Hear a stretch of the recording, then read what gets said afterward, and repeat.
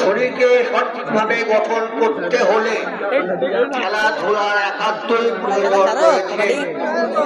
যদি আপনি খেলাধুলা না করেন, আজকে যুব সম্প্রদায় যদি খেলাধুলা থেকে দূরে সরে যায়, শুধু পড়া লেখাপড়া নিয়ে ব্যস্ত থাকে, তাহলে তাদের শরীরের বিকাশ ঘটবে না, মনের বিকাশও ঘটবে না।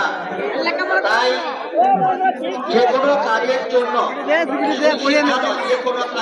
আসল শরীরটাকে দরকার, সুগঠিত শরীরের দরকার। শরীরকে সঠিকভাবে গঠন করতে হলে খেলাধুলার একান্তই প্রয়োজন রয়েছে। যদি আপনি খেলাধুলা না করেন, আজকে যুব সম্প্রদায় যদি খেলাধুলা থেকে দূরে সরে যায়, শুধু পড়া লেখাপড়া নিয়ে ব্যস্ত থাকে, তাহলে তাদের শরীরের বিকাশ ঘটবে না, মনের বিকাশও ঘটবে না। তাই যে কোনো কাজের জন্য আসল শরীরটাকে দরকার, সুগঠিত শরীরের দরকার।